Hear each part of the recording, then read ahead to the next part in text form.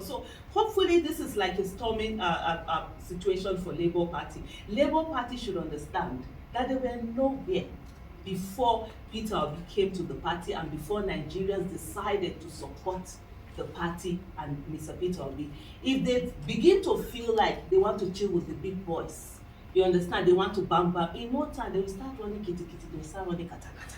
So it's better for them to understand that, citizens want democracy. No, they just don't want to be affiliated to parties and just continue business as usual. They want to see a difference, and it is time for them also to begin to give that difference in terms of right from leadership, in terms of internal democracy, in terms of opening up and getting people. I mean, by now the Labour Party should have at least nothing less than 15 million members. What's happening? They could have built on it. Not instead of them thinking, they shouldn't think small. They should think big. They shouldn't think, oh, what is it? Something like territory protection and all of that. That's not what it is about. It's about the bigger picture. It's about what is best for Nigeria. It's about who are the best hands that will do the work that needs to be done. Right, but beyond the Labour Party Well, if Labour Party thinks they want to chill with the big boys, they want to bam bam, they want to chill with the big boys. They will still start running kitikiti, running kata kata, looking. They know if you drink water, drop cup. That's it. Hello, everyone. Remember I did say that I was going to do a series of videos where we'll be analyzing some extract from the interview I did with Charles on Arise TV. So this is also one of them. So what we have right now, it's the issue where Labour Party is sort of like being small-minded in a way and thinking small instead of thinking big. And it's really sad. You see, by now it's over a year since election was conducted. There are many people who didn't even know that Labour Party existed. Yeah, Labour Party might say that they've had governor before they have the. Let's be factual. There are a lot of people who didn't know Labour Party existed. It took Nigerian citizens to be able to sell Mama, Papa, Pikin logo to themselves and to others, and coin it in such a creative. It took the Nigerian youth, rather, let me not say Nigerian citizens.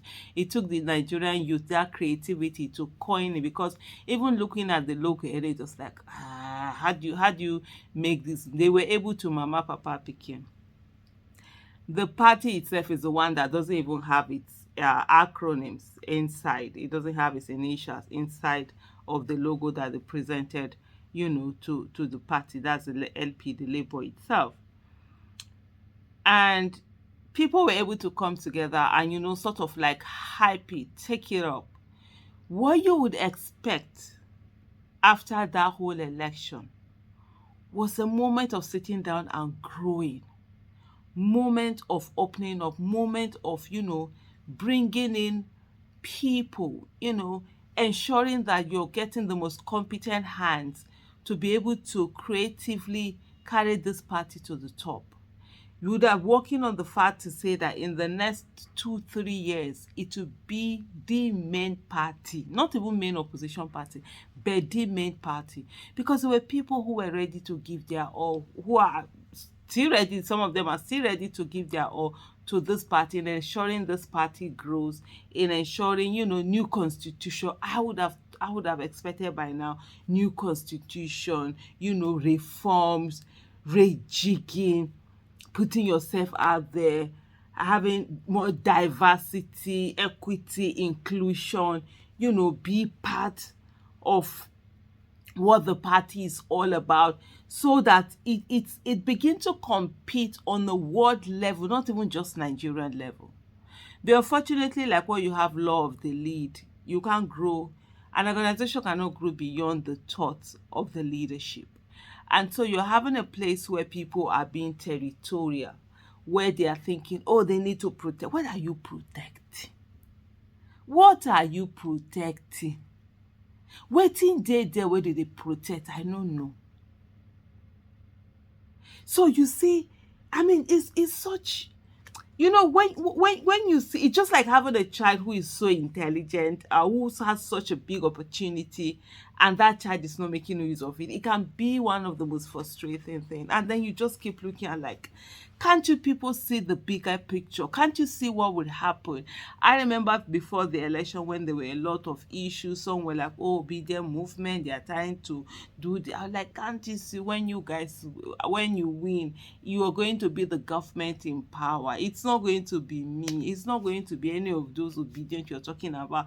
I even had to tell someone, say, look, as you see me like this, I'm not holding any appointment. God forbid, I'm not going to do any appointment to come and be what, minister or whatever, and be doing yes sir to somebody. The person will be doing something that is not on the road. You can't say anything because that's your boss. No, say, I don't work for anybody. I can work with someone. That's the deal. If you want my advice, I can say, this is how I look at it. I can do something, but not. But you know, there was this, oh, they want to come and take over the party. If they take over the party, nko, if it's going to be for the greater good, for better, it's even you yourself. Can't you come and say, come in, come and come inside, and let's work together and get things done?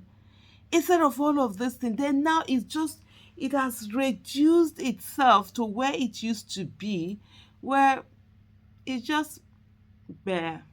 It's just when you're able to have certain candidates who have that, who have the clout, who have the credibility, who have the competence, now running on the ticket. Okay, people now go ahead and, support that. Just imagine you have like 15 to 30 million newly registered voters. Out of them, 1 million or 5 or 2 million or 5 million, they are paying 1,000 naira, or even 5, if you say 5, let's make it 1,000 naira or 500 naira, registration fee every month. And you know that this money, of course, there has to be accountability and transparency. They know that the monies are going to be well taken care of, used judiciously, no corruption, no embezzlement. This is it. And then as election coming, as during the time for election, then they will use, the party can even be used, that's the money they will use for campaign, so that you're not saying that, oh, people have to come and use their money, or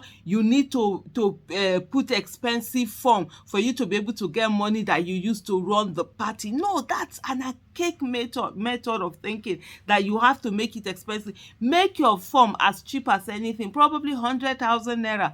No form should be more than 100,000 naira. Then from the all of these, monthly donations that a party member, is it party fees they call it, membership fees that party members are paying, it's enough to not only take care of the expenses of the party, and expenditure of the party and all of that, but to also have a huge war chest during election that you can now use for campaign, so that you're not expecting candidates when they want to do rally. You are not telling candidates to bring money. There's already money that have been put together, that candidates that will be used to do rallies and all of that. Candidates can then just do a few things. There are some generalized posters myself that the party can produce with its candidates on it and all of that. So in that way, the burden of this campaign expenses is reduced from the people, from a collective war chest, a collective pot. People are doing that. And then when you want to run for office, of course, you have to be up to date with your membership fee. If you're someone who doesn't pay membership fee, you can't run for office. These are things you put in the constitution. You grow, you make a difference, and people will begin to see, yes, there's a different whole thing here. But what do we have? People, we are busy guarding what? Guarding seats. That seats will never get like, what is she?